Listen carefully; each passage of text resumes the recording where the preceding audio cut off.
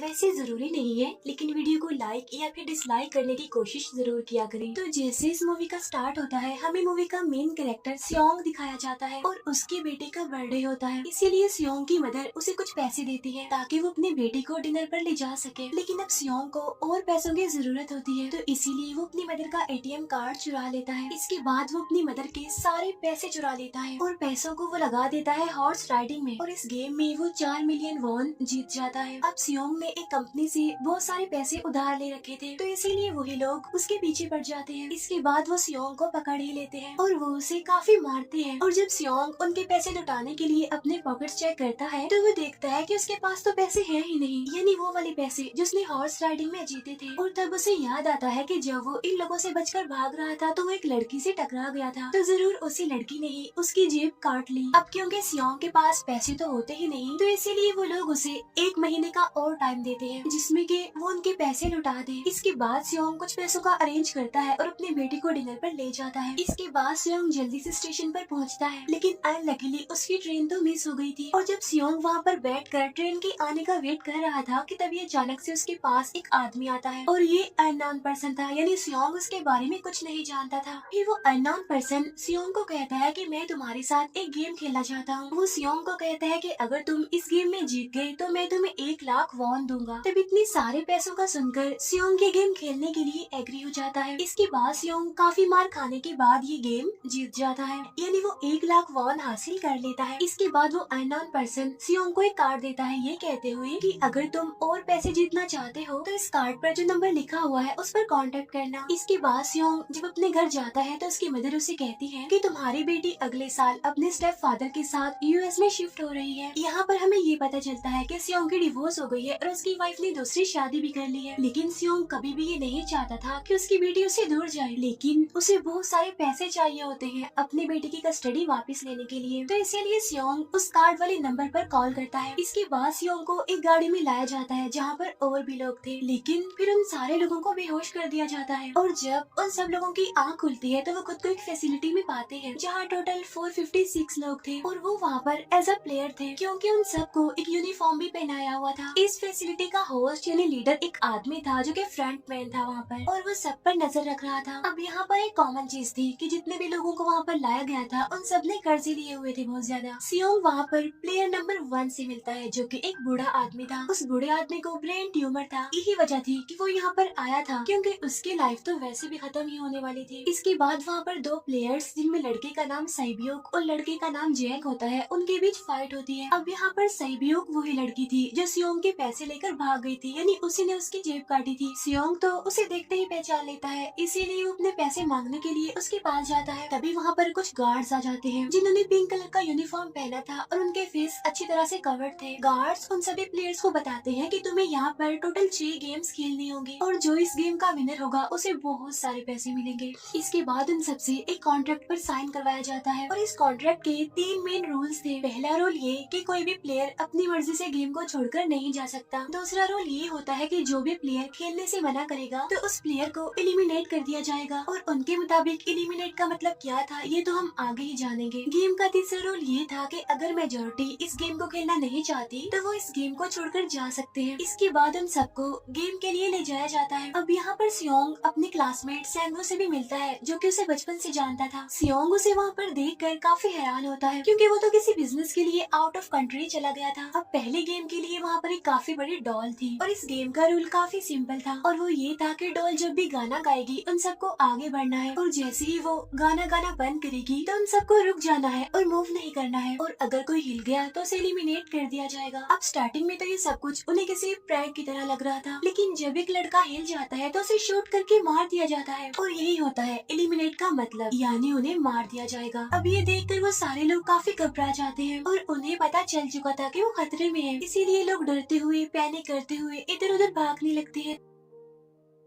लेकिन अब क्योंकि गेम का रूल था, इसीलिए जो भी हिलता है उसे मार दिया जाता है और जितने भी सर्वाइवर होते हैं वो किसी न किसी तरह इस गेम को कंप्लीट कर ही लेते हैं। लेकिन जो लोग मर जाते हैं उनकी डेड बॉडीज को वहाँ से ले जाया जाता है और अब 456 प्लेयर्स में से सिर्फ 255 ही रह गए थे। अब क्योंकि वो सारे प्लेयर्स इतना ज्यादा डर जाते हैं कि अब कोई भी गेम खेलना नहीं चाहता था। लेकिन जैसा कि रूल नंबर 3 था कि अगर मेजोरिटी चाहे तो वो ये गेम स्किप कर सकती है, तो इसीलिए उनका लीडर यानी फ्रंटमैन वोटिंग करवाता है। लेकिन इससे पहले उन्हें प्राइज मनी दिखाई जाती है, यानी जो विनर को मिलेगी। लेकिन इन केस अगर कोई गेम को छोड़कर चला जाएगा तो ये सारे पैसे मरे हुए प्लेयर्स की फैमिलीज को मिल जाएंगे और ये prize money total 45 billion won होती है। इसके बाद वोटिंग करवाई जाती है जिसमें मेजोरिटी इस गेम को खेलना नहीं चाहती थी, तो इसीलिए गेम को यहीं पर स्टॉप कर दिया जाता है। लेकिन अगर कभी फ्यूचर में वो लोग चाहे तो इस गेम को रिज्वाइन कर सकते हैं। इसके बाद सभी लोगों को उनके घरों पर छोड़ दिया जाता है। नेक्स्ट डे सियोंग पुलिस स्टेशन जाता है और वहाँ पर वो पुलिस को सारी बात बता देता है। लेकिन उन लोगों को सियोंग की बातों पर यकीन नहीं होता और उल्टा वो लोग उसे पागल समझने लग जाते हैं। इसके बाद सियोंग उन्हें वही वाला कार्ड दिखाता है, लेकिन हैरान कर देने वाली बात तो ये है कि उस पर जो नंबर था वो रॉन्ग था। इसके बाद सियोंग जब घर जाता है तो उसकी मदर वहाँ पर नहीं होती। उधर सियोंग का क्लासमेट सेंगू अपनी मदर को छुपकर देख रहा होता है और तभी वहाँ पर सियोंग भी आ जाता है। यहाँ पर सेंगू अपसेट होते हुए सियोंग को बताता है कि मेरे ऊपर 6 बिलियन का कर्ज है। वो बताता है कि मैंने क्लाइंट्स के पैसे लेकर स्टॉक मार्जिन में लगा दिए थे, लेकिन अनलकीली वो सारे पैसे डूब गए। और तभी सियोंग के पास हॉस्पिटल से कॉल आती है। सियोंग की मदर का पाँव काफी इंजर्ड था, लेकिन डायबिटीज का ट्रीटमेंट न होने की वजह से उनकी चोट और ज्यादा बढ़ गई। तब डॉक्टर सियोंग को बताते हैं कि तुम्हारी मदर का ट्रीटमेंट हो सकता है, लेकिन इसके लिए हमें इनका पाँव काटना होगा। लेकिन इस ऑपरेशन में बहुत सारे पैसे लगने वाले थे। लेकिन जाहिर सी बात है सियोंग के पास इतने पैसे तो होते नहीं। इवन उसने तो अपनी मदर के इंश्योरेंस के पैसे भी उड़ा दिए थे। तब इसीलिए सियोंग पैसे मांगने के लिए अपनी वाइफ के पास जाता है, लेकिन उसकी वाइफ उसे पैसे देने से इनकार कर देती है। फिर उसकी वाइफ अपने हस्बैंड को बताती है कि सियोंग आया था पैसे मांगने के लिए और तभी उसका हस्बैंड सियोंग को पैसे देने आता है। साथ साथ उसे ये भी कहता है कि मेरी फैमिली से दूर रहो। लेकिन सियोंग उसे मारने लगता है और तभी उसकी बेटी भी वहाँ पर आ जाती है। इसके बाद सियोंग का एक फ्रेंड अपने बॉस के पास पैसे मांगने जाता है, लेकिन उसका बॉस उसे पैसे देने से मना कर देता है, तो इसीलिए उन दोनों के बीच फाइट होने लगती है। इस फाइट के दौरान उसके बॉस का हाथ मशीन में आ जाता है, तो मौके का फायदा उठाकर सियोंग का फ्रेंड पैसे लेकर वहाँ से भाग जाता है। फिर इसके बाद सियोंग का फ्रेंड अपने घर आकर अपनी वाइफ को कहता है कि पहली फ्लाइट लो और जाओ यहाँ से। इसके बाद सईब्योक एक एजेंट से मिलती है क्योंकि उसने अपनी मदर को नॉर्थ एरिया से साउथ एरिया में लाना था। सईब्योक वही लड़की जिसने सियोंग की जेब काटी थी, लेकिन यहाँ अपनी मदर को लाने के लिए सईब्योक को बहुत सारे पैसों की जरूरत थी। अब सईब्योक का एक छोटा भाई भी होता है जिससे उसने प्रॉमिस किया होता है कि मैं मदर को जरूर ले आऊंगी। इसके बाद हमें एक ऑफिसर दिखाया जाता है और इस ऑफिसर का भाई कुछ टाइम से मिसिंग था, इसीलिए वो ऑफिसर अपने भाई के घर जाता है, जहाँ उसे पता चलता है कि उसका भाई तो पिछले कुछ दिनों से अपने घर पर भी नहीं आया। और जब वो ऑफिसर घर को चेक कर रहा होता है तो उसे एक कार्ड मिलता है वहाँ पर, और इस ऑफिसर ने सेम ऐसा ही कार्ड पुलिस स्टेशन में सियोंग के पास भी देखा था, तो इसीलिए वो ऑफिसर सियोंग के पास जाकर उसे इस बारे में पूछता है, लेकिन सियोंग उसे कुछ नहीं बताता। इसके बाद सियोंग जब अपने घर जाता है तो उसे वो कार्ड दोबारा मिल जाता है वहाँ पर। अब सियोंग डिसाइड करता है कि वो दोबारा से उस गेम को ज्वाइन करेगा, इसीलिए सभी प्लेयर्स को एक शिप के पास ले जाया जाता है। इधर ही वो ऑफिसर भी गाड़ियों का पीछा करते हुए उस शिप तक आ जाता है। वो एक गार्ड को मारकर उसे पानी में फेंक देता है। इसके बाद उन सभी प्लेयर्स को एक आइलैंड पर मौजूद फैसिलिटी में लाया जाता है। अब यहाँ पर उन्हें जरा भी अंदाजा नहीं था कि अगला गेम कौन सा होगा और उसे कैसे खेला जाएगा। इसके बाद वो लोग अपनी अलग अलग टीम्स बना लेते हैं। रात को सईब्योक और उसकी फीमेल फ्रेंड वॉशरूम जाते हैं। यहाँ पर सईब्योक गार्ड्स की नजरों से बचते हुए उस फैसिलिटी को एक्सप्लोर करने लगती है। तभी वो देखती है कि गार्ड्स बड़े बड़े बर्तनों में कुछ बना रहे हैं,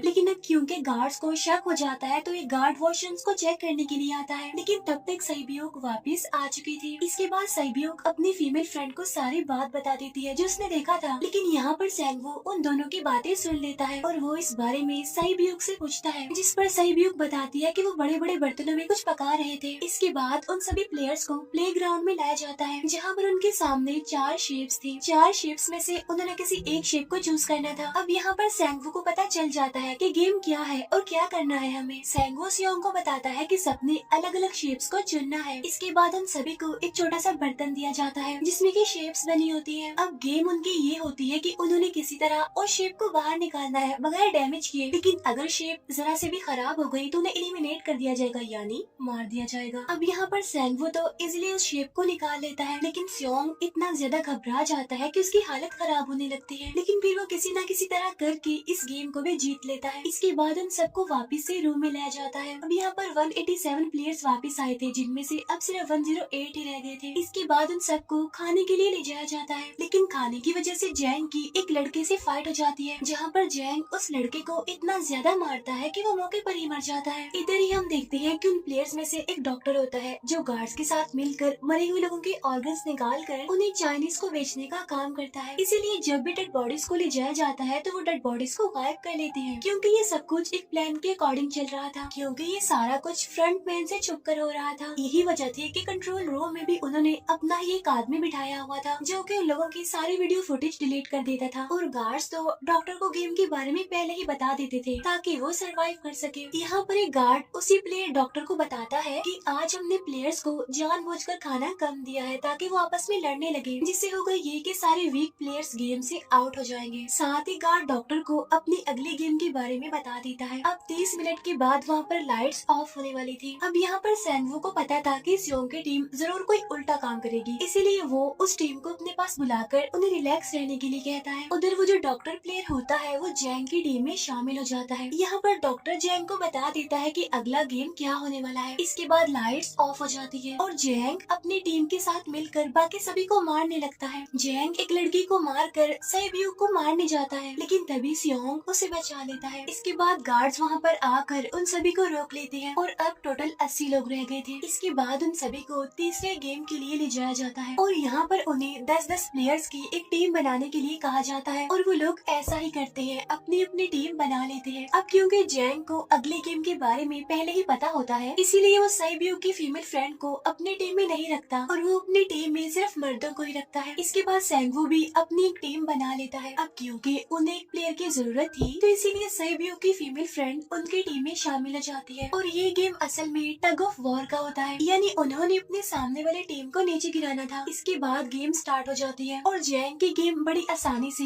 इस गेम को जीत लेती है। इसके बाद बारी होती है सेंगवू की टीम की। तो प्लेयर नंबर 1 यानी वो बूढ़ा आदमी कहता है कि मैंने अपनी जिंदगी में बहुत सारी टग ऑफ वॉर्स खेल रखी है, इसीलिए उन सबको गाइड करता है कि इस गेम को कैसे जीतना है। तो इसीलिए वो लोग किसी न किसी तरह करके इस गेम को जीत जाते हैं। फिर दिखाया जाता है कि 30 मिनट के बाद दोबारा से लाइट्स ऑफ हो जाएंगी, जिस पर सेंगवू उन सबको कहता है कि रेडी रहना। तो इसीलिए वो डिसाइड करते हैं कि एक एक करके हम पहरा देंगे। अब जैंग की टीम में एक से बढ़कर एक चालाक प्लेयर था, तो इसीलिए जैंग को डर होता है कि कहीं उसकी टीम उसे ही साइड पर न लगा दे, यानी उसे ही अपने रास्ते से न हटा दे। दूसरी तरफ डॉक्टर और गार्ड्स मिलकर डेड बॉडी के ऑर्गन्स निकाल रहे होते हैं और इन ऑर्गन्स को डिलीवर करने जाना था गार्ड नंबर 28 एंड 29। तब वो सभी एक डेड बॉडी के बारे में बातें करने लगती हैं जिसकी सिर्फ एक किडनी थी और वो उसे ज़ॉम्बी कह रहे थे। अब यहाँ पर जो गार्ड नंबर 29 था, यानी जिसने वो ऑर्गन्स डिलीवर करने जाने थे, वो कोई और नहीं बल्कि वो ऑफिसर था जो गार्ड के बेस में वहाँ पर आया था। और ये सब बातें सुनकर उसे शक होता है कि शायद ये लोग मेरे भाई की बात कर रहे हैं, क्योंकि उसकी भी एक ही किडनी थी। इसके बाद नंबर 28 और 29 यानी वो ऑफिसर ऑर्गन्स को डिलीवर करने के लिए चले जाते हैं। रास्ते में वो ऑफिसर नोटिस करता है कि टनल में तो बॉम्ब लगा हुआ है। तब नंबर 28 उसे बताता है कि जब हम यहाँ से बाहर निकलेंगे तो इस जगह को ब्लास्ट कर दिया जाएगा। अब यहाँ पर वो ऑफिसर नंबर 28 से और इन्फॉर्मेशन लेने की कोशिश करता है, इसीलिए नंबर 28 को उस पर डाउट होने लगता है। इसीलिए वो उस ऑफिसर को अपना फेस दिखाने के लिए कहता है। अब यहाँ पर वो ऑफिसर अपना फेस भी दिखा देता है, साथ साथ वो नंबर 28 पर गन पॉइंट भी कर देता है। साथ साथ वो ऑफिसर उससे एक किडनी वाली आदमी के बारे में पूछता है कि वो कौन है जिसे तुम ज़ॉम्बी कहते थे, जिस पर वो नंबर 28 उससे कहता है कि वो तो एक लड़की थी। अब यहाँ पर नंबर 28 उस ऑफिसर को कहता है कि तुम लीडर के रूम में जाकर सारी इन्फॉर्मेशन देख सकते हो, वहाँ पर सबका डाटा है। ये जानने के बाद वो ऑफिसर नंबर 28 को मार डालता है। उधर वो डॉक्टर गार्ड से अगले गेम के बारे में पूछता है, लेकिन इस बार गार्ड्स को भी अगली गेम के बारे में पता नहीं होता। तब इसीलिए डॉक्टर को गुस्सा आ जाता है और वो एक गार्ड को पकड़ लेता है और उनकी फाइट होने लगती है। इसी फाइट में डॉक्टर डॉक्टर उस गार्ड को मार कर वहाँ से भाग जाता है। इसके बाद एक गार्ड भी उसका पीछा करता है और वो दोनों प्लेग्राउंड में आ जाते हैं। यहाँ पर गार्ड डॉक्टर को अपनी बातों में फंसा कर उसे मारने वाला होता है, लेकिन तभी लीडर यानी फ्रंटमैन आकर उसे मार डालता है और बाद में वो उस डॉक्टर को भी मार डालते हैं। साथ साथ इन्हीं वहीं पर नंबर 28 की डेड बॉडी भी मिल जाती है, जिससे इन्हें ये पता चल जाता है कि फैसिलिटी में कोई घुस गया है। उधर वो ऑफिसर लीडर यानी फ्रंटमैन के रूम तक पहुंच जाता है। तब वो चेक करते करते एक ऐसे रूम में जाता है जहाँ पर सबके रिकॉर्ड्स थे, और जब वो ऑफिसर रिकॉर्ड चेक कर रहा होता है तो उसे सभी विनर्स की एक लिस्ट मिलती है, जिसमें उसके भाई का भी नाम था, यानी वो भी कभी विनर था। उधर सभी प्लेयर्स को फोर्थ गेम के लिए ले जाया जाता है, जहाँ पर उन सबको अपना अपना पार्टनर चुनने के लिए कहा जाता है, और वो प्लेयर्स करते भी ऐसा ही है, अपना अपना पार्टनर चुन लेते हैं। साइबियो की फीमेल फ्रेंड भी अपना पार्टनर ढूंढने की कोशिश करती है, लेकिन कोई भी उसका पार्टनर बनने को तैयार ही नहीं था। इसके बाद सभी प्लेयर्स को 10-10 मार्बल्स दिए जाते हैं। असल में ये गेम ऐसी होती है कि एक प्लेयर को अपने पार्टनर से सारे मार्बल्स लेने होते हैं बगैर कोई जोर जबरदस्ती किए, और जो दूसरा पर्सन होगा यानी जिसके पास मार्बल्स नहीं होंगे उसे मार दिया जाएगा। फिर सैंगवू और सियोंग का फ्रेंड ऑड और इवन का गेम खेलते हैं, जिसमें कि उन्होंने गेस करना था कि सामने वाले के हाथ में कितने मार्बल्स हैं। अब यहाँ पर सियोंग का फ्रेंड सैंगवू के सारे मार्बल्स जीत जाता है, जिसकी वजह से लास्ट में सैंगवू के पास सिर्फ एक ही मार्बल बचता है। अब क्योंकि सैंगवू को पता चल चुका था कि अब वो बच नहीं पाएगा, इसीलिए वो सियोंग के फ्रेंड को अपनी बातों में फंसा कर उसे ये यकीन दिलाता है कि अगर हम में से कोई भी हार गया तो हारे हुए लोगों का मैच दोबारा करवाया जाएगा। अब यहाँ पर सैंगवू धोखे से सियोंग के फ्रेंड के सारे मार्बल्स चेंज कर देता है। इसके बाद सैंगवू मार्बल्स लेकर गार्ड को दे देता है और वहाँ से बाहर चला जाता है, और जब सियोंग का फ्रेंड मार्बल्स चेक करता है तो वहाँ पर पत्थर होते हैं। उधर प्लेयर नंबर 1 यानी उस बूढ़े आदमी की हालत खराब हो रही थी, इसीलिए वो तो इधर उधर घूम रहा था, लेकिन सियोंग किसी तरह उसे खेलने के लिए एग्री कर लेता है। अब यहाँ पर वो दोनों यानी वो बूढ़ा आदमी और सियोंग भी इवन आउट खेलते हैं। अब इनमें से वो बूढ़ा आदमी सियोंग के सारे मार्बल्स जीत जाता है, लेकिन लास्ट राउंड में वो बूढ़ा आदमी भूल जाता है कि उसने क्या चूज किया था। तो यहाँ पर सियोंग उसे बातों में फंसा कर उसके सारे मार्बल्स ले लेता है, लेकिन यकीन मानिए कि वो बूढ़ा आदमी काफी चालाक था। उसने एक मार्बल अपने पास ही रखा हुआ था और वो दोबारा से इधर उधर घूमने लगता है। अब यहाँ पर सियोंग उसे रिक्वेस्ट करता है कि प्लीज मेरे साथ एक और गेम खेलो ना। तब यहाँ पर वो बूढ़ा आदमी कहता है कि मुझे पता है कि तुमने सारे मार्बल्स धोखे से लिए हैं मुझसे। वो कहता है कि मुझे सब पता था, बस मैं पागल बनने की एक्टिंग कर रहा था।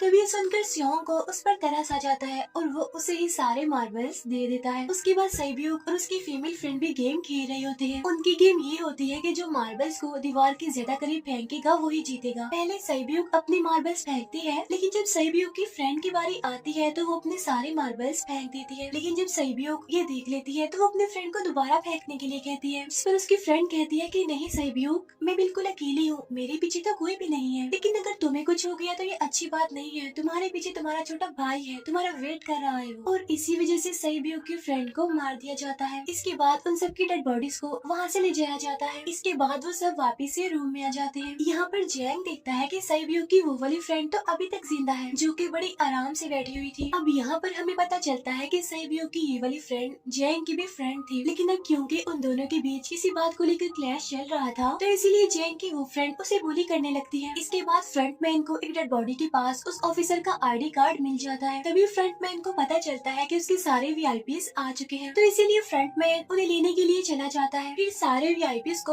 उनके रूम में लाया जाता है। इसके बाद फ्रंटमैन वीआईपीज के आने के बारे में एक और आदमी को जाकर बताता है, और यही आदमी मेन होता है, और ये कौन होता है हम ये आगे जानेंगे। फिर नेक्स्ट डे उन सबको 5वें गेम के लिए लाया जाता है, जहाँ पर 1 से लेकर 16 तक नंबर पड़े होते हैं, और वो सभी प्लेयर्स अपना अपना नंबर ले लेते हैं। नंबर का मतलब ये था कि जो नंबर भी एक प्लेयर पर आएगा उसके मुताबिक ही उसकी बारी आएगी। अब यहाँ पर लास्ट में पहला और आखिरी नंबर रह जाता है, यानी 1 और 16। तो यहाँ पर सियोंग कंफ्यूज हो जाता है कि उसे कौन सा नंबर चूज करना चाहिए। अगर उसने पहला नंबर लिया तो वो फंसेगा और मरेगा, क्योंकि उसे नहीं पता कि गेम क्या है, और अगर लास्ट नंबर लेगा तो क्या पता उसकी बारी ही ना आए, टाइम कम रह जाए। और तभी वहाँ पर एक आदमी आ जाता है और वो सियोंग को कहता है कि मुझे पहला नंबर चाहिए, क्योंकि मैं अपनी जिंदगी में कभी भी फर्स्ट नंबर पर नहीं आया। फिर इसके बाद उन्हें गेमिंग रूम में लाया जाता है। अब इस गेम का रूल ये होता होता है कि दिए हुए टाइम में उन्हें ब्रिज की दूसरी साइड पर जाना है। अब इसके बीच में दो तरह के ग्लास लगे होते हैं, एक तो होता है आम ग्लास और एक होता है टेम्पर्ड ग्लास। आम ग्लास पर पाँव रखते ही वो टूट जाएगा और वो लोग नीचे गिर जाएंगे। इसके बाद गेम स्टार्ट हो जाता है और वो लोग एक एक करके मरने लगते हैं। फिर एक टाइम ऐसा आता है जब जैंग सबके सामने होता है और वो आगे ही नहीं बढ़ रहा होता। अब उनके पास एक ही रास्ता था, या तो वो आगे जाए या सारे ही मर जाए। और तभी जैंग के सामने उसकी वही फ्रेंड आ जाती है जो उसे बुली कर रही थी, और वो जैंग को कहती है कि मैंने तुम्हें कहा था कि जिस दिन तुमने मुझे धोखा दिया मैं तुम्हें मार दूंगी। इसके बाद वो जैंग को पकड़ लेती है और उसे लेकर नीचे कूद जाती है, जिसकी वजह से उन दोनों की मौत हो जाती है। अब वहाँ पर एक आदमी था जो कि ग्लास कंपनी में काम करता था और उसे पता था कि टेम्पर्ड ग्लास कौन सा है, लेकिन जब फ्रंट मैन को इस बात का पता चल जाता है तो वो लाइट्स ऑफ करवा देता है ताकि वो ग्लास को पहचान ही ना पाए। अब लास्ट में एक ही स्टेप बचता है और उनके पास तो टाइम ही नहीं था, इसीलिए सेंगवू उस आदमी को धक्का दे देता है। तो यहाँ पर सेंगवू, सियोंग और सैब्योक ब्रिज को पार कर लेते हैं, लेकिन ग्लास टूटने की वजह से उन्हें काफी चोट लग जाती है, खास तौर पर सैब्योक को। उधर उस ऑफिसर ने एक सर्वेंट को मारकर उसकी जगह खुद ले ली थी। अब एक वीआईपी को उस ऑफिसर पर शक होता है और वो उसे कहता है कि अपना मास्क रिमूव करो, लेकिन वो ऑफिसर कहता है कि ठीक है, लेकिन मैं अंदर जाकर अपना मास्क रिमूव करूंगा। इसके बाद वो ऑफिसर उस वीआईपी को लेकर अंदर चला जाता है। अंदर जाकर वो ऑफिसर उस वीआईपी को बेहोश कर देता है और इस बात का पता फ्रंट मैन को चल जाता है, इसीलिए फ्रंट मैन उसके पीछे जाता है और वो उस ऑफिसर को देख लेता है, इसीलिए वो ऑफिसर वहाँ से भागकर आइलैंड पर आ जाता है। फ्रंट मैन भी उसका पीछा करते हुए वहाँ पर आ जाता है। अब यहाँ पर वो ऑफिसर अपने सीनियर्स को कॉल करने की कोशिश करता है, लेकिन कॉल कट हो जाती है। फिर वो ऑफिसर उन्हें सारे सबूत भेजता है, लेकिन वहाँ पर नेटवर्क नहीं था। इसके बाद फ्रंट मैन ऑफिसर को पकड़ लेता है और उसे उनके साथ चलने के लिए कहता है, लेकिन वो ऑफिसर तो उस फ्रंट मैन पर गोली चला देता है। इसके बाद फ्रंट मैन अपना मास्क उतार देता है, तो वो ऑफिसर देखता है कि वहाँ पर कोई और नहीं बल्कि उसका अपना भाई है वो। इसके बाद ऑफिसर का भाई यानी फ्रंट मैन उसे शूट कर देता है और वो जाकर पानी में गिरता है। उधर ग्लास लगने की वजह से सैब्योक काफी इंजर्ड हो गई थी और उसका बहुत सारा खून भी बह रहा होता है। इसके बाद इन सर्वाइवर्स को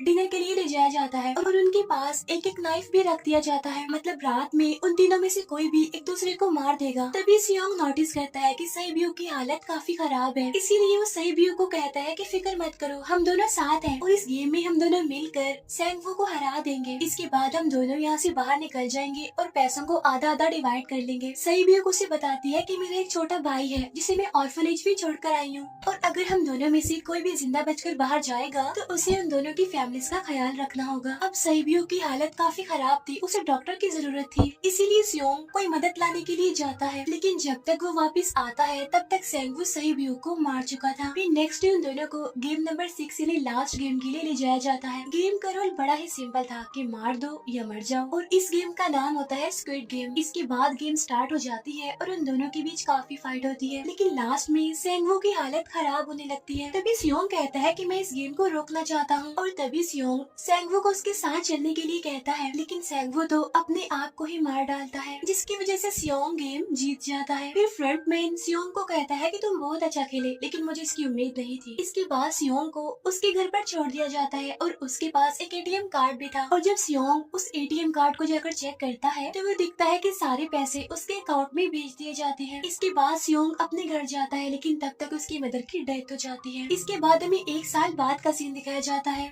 जहाँ पर हम देखते हैं कि सियोंग की हालत काफी खराब हो गई है, यानी वो काफी नशा करने लग गया है और उसने अब तक उन पैसों को हाथ तक नहीं लगाया। एक दिन एक फूल बेचने वाली औरत सियोंग के पास आती है और वो उसे सेम वैसा ही कार्ड देती है जिसमें एक एड्रेस लिखा हुआ था, और फिर सियोंग उस एड्रेस पर जाता है जहाँ पर उसे पता चलता है कि ये सारा किया धरा किसी और का नहीं बल्कि उस बूढ़े का है, प्लेयर नंबर 1 का, और वो अभी भी जिंदा है। यहाँ पर वो बूढ़ा आदमी सियोंग को बताता है कि मैं अपनी लाइफ से बोर हो चुका था और ये सारे गेम मैंने अपने क्लाइंट्स के साथ मिलकर बनाई ताकि मैं लोगों को मरता हुआ देखकर एंजॉय कर सकूं, लेकिन हाँ, हमने किसी को मजबूर नहीं किया था ऐसा करने के लिए, और मैंने गेम में इसीलिए पार्टिसिपेट किया क्योंकि गेम देखने से ज्यादा उसे खेलने में मजा आता है। वो कहता है जो पैसे तुम्हारे पास है वो मेरे ही हैं, और ये कहते ही उस बूढ़े आदमी की मौत हो जाती है। इसके बाद सियोंग सैब्योक के छोटे भाई के पास जाता है और उसे लेकर वो जाता है सेंगवू की मदर के पास, और वो सेंगवू की मदर को कहता है कि इस बच्चे का ख्याल रखना, साथ साथ वो उसे एक बैग भी देता है जिसमें बहुत सारे पैसे होते हैं। इसके बाद सियोंग स्टेशन पर जाता है जहाँ पर उसे वही अननोन पर्सन मिलता है जो कि उसे मूवी के स्टार्ट में भी मिला था। यहाँ पर सियोंग उसका पीछा भी करता है, लेकिन तब तक वो भाग चुका था। फिर सियोंग उस कार्ड वाले नंबर पर कॉल कॉल करता है और वो पूछता है कि तुम लोग कौन हो और लोगों के साथ ऐसा क्यों कर रहे हो, क्यों खेल रहे हो लोगों की जिंदगी से। लेकिन आगे से उसे रिस्पॉन्स आता है कि सियोंग, अगर तुमने जिंदा बचना है तो प्लेन में चढ़ जाओ। और इसी के साथ ही मूवी यहीं पर एंड हो जाती है। Thank you for watching.